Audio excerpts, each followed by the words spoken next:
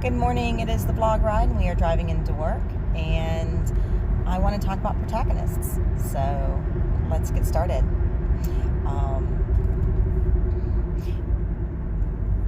First of all, what is a protagonist? The dictionary definition is that it's the main character of a story, and you can have more than one main character. A protagonist does not have to be heroic. You can have anti-heroes. You can have a dark or tragic protagonist, a flawed protagonist. These are different names that we put onto characters that are not your just good guy or just everyman kind of protagonist.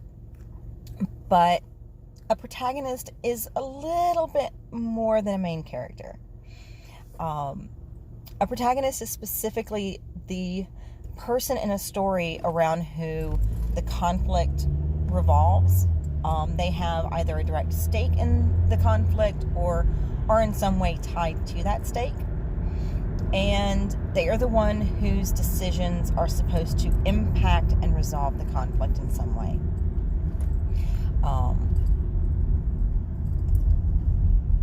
This does not always happen with protagonists. When you get frustrated about a deus ex machina, when you feel like the ending of a story is contrived, when you feel like things happen in the story not because characters are doing things, but because plot, that is when your protagonist's actions are not actually driving the plot or actually resolving the conflict. And it's very frustrating when it happens. There are ways to do these things, right? There are ways to have things just happen no matter what your characters do. There are ways to do a deus ex machina and have them not be horrible. But we complain about these things because very often they're not done well. So when a protagonist does not get to act like a protagonist, when the story does not respond to him, when the conflict does not revolve around or resolve because of her actions, when their actions do not make them integral to the plot, these are the things we expect of a protagonist for a reason, because it's supposed to be there. And when it's not, we don't like it. There are certain ways that we're trained to respond to protagonists. At least in Western canon, especially in American stories, your protagonist is the person with whom we most identify.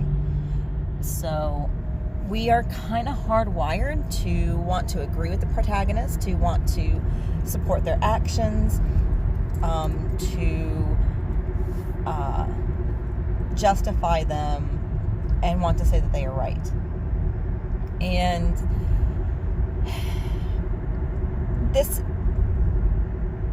so sometimes writers will do this to effect. They want you to do that. And they will either want you to do that directly because of a point that they are trying to make or because it is just the story they are trying to tell. They might do it ironically, where they want you to then think about your actions and go, wait a second, what's going on here? I've not read the book, so I don't know how well the book does this. Starship Troopers. It is campy as hell. Yes, I love the movie though. The thing is, like,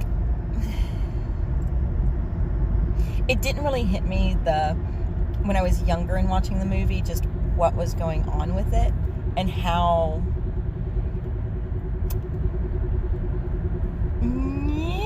it is.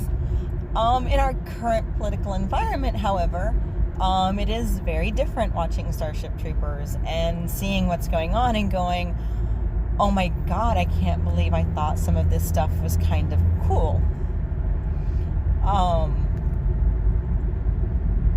But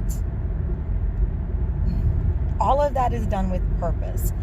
you are supposed to identify with the characters. You are supposed to root for them and support them and agree with them, and you are supposed to justify them. All of those feelings that you have watching Starship Troopers and going, fascism is nifty? Why am I saying that? You're supposed to. At the very end of the movie is when we start getting pictures of things that make us go, hold on, wait a second, what's going on? And that is, at least in the movie, I think very much what we are supposed to do. We are supposed to go, wait a second, hold on. Why have I been going willingly along on this ride? Something's not right here. And that's what I mean when I say that, having you go along with the protagonist in an ironic sense can be done with purpose in order to make a point. And that will be to, show you how how a degradation can happen, how, a government can fall into fascism, or how easy it is to fall in line with fascism. Any of that. It is meant to make you realize that and hopefully come away from it with some different thoughts about, okay, what do I do next? So,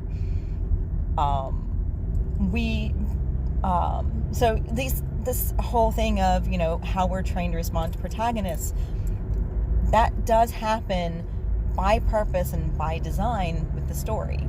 A writer, even if they do not have any kind of message or intention with their story, if they are just wanting to tell you a story, they will still craft their story in a way that makes you sympathetic to their protagonist, because that's how we enjoy the story. We enjoy the story through the character.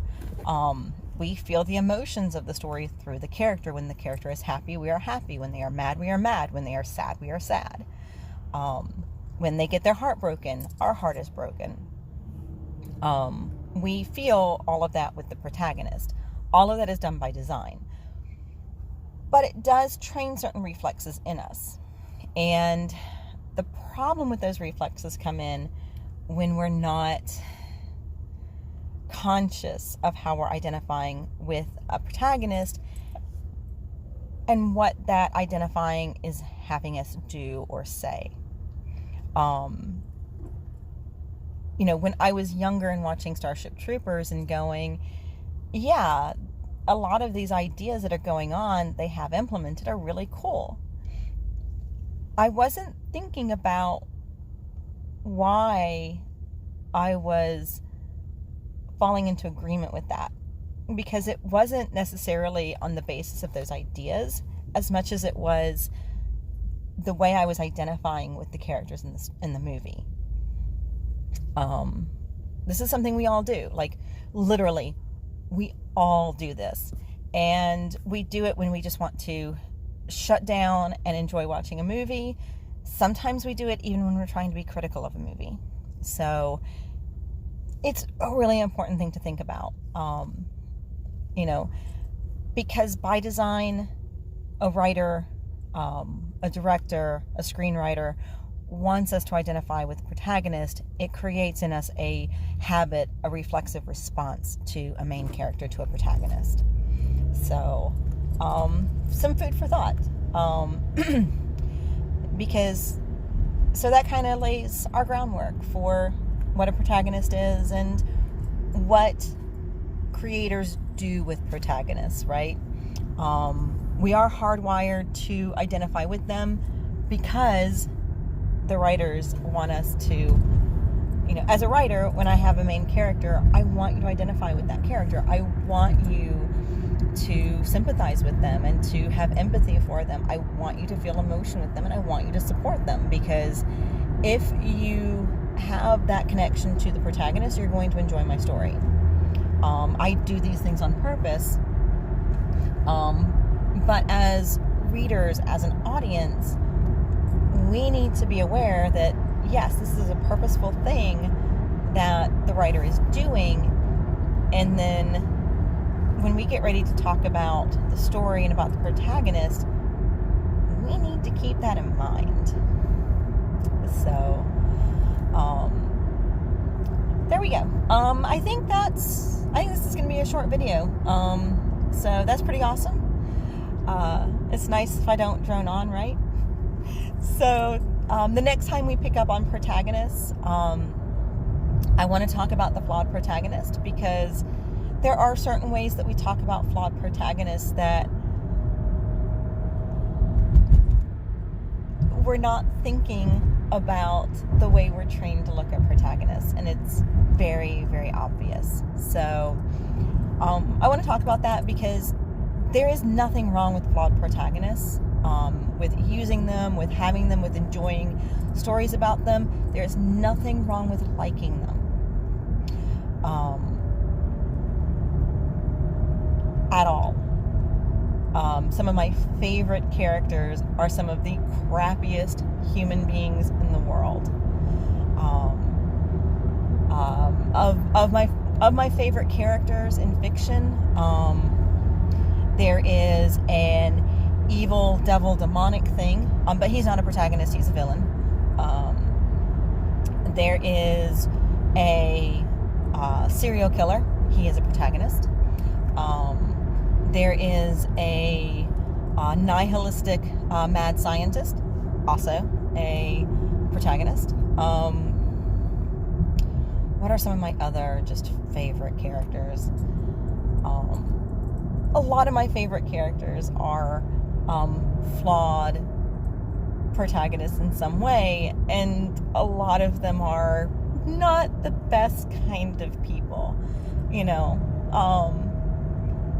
So yeah, it's perfectly fine. When I sit down and when I'm talking about how we respond to protagonists, I'm not saying that these protagonists in these stories are bad, and I'm not saying that enjoying these stories or liking these characters or identifying with these characters, going along with what the writer is wanting you to do, is a bad thing. It's not. That's the whole purpose of what's being done.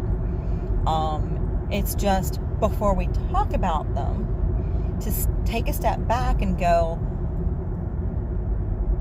let's look at this critically. Let's step back emotionally and go, what's going on with this character? And then talk about them. Because, well, we'll talk about it next time. So, anyway, I hope you liked this video. I do not have very much longer that I'm going to be doing these vlog rides. But it's good. It's good. We're going to be moving soon. I'm going to be doing work from home, so I'm not really going to have a drive into work or a drive home to do these vlog ride videos. So I'm going to have to figure out, once I'm settled, what kind of format that I want to do. But there'll probably be one or two more of these, and then I'll move on to whatever other format that I want to do for the videos. Hopefully, because I'll have more time to devote to it, hopefully it'll be a little bit more of a structured format. Especially if I can manage to get my camera out of storage, that'd be really nice. So, but anyway, if you like this, please like, share, subscribe, ring the bell so that you will know when I have the next video up and we have the next conversation going on. Talk to me about Protagonists. How aware are you of what is going on when you watch a movie or a TV show or read a work of fiction? How aware are you of this programming, I guess, that happens for how, you know, the author wants you to respond to the protagonist? And what kind of things annoy you about how protagonists are used or underutilized or just negated by the plot sometimes? I would like to hear your thoughts. So that's it. Peace.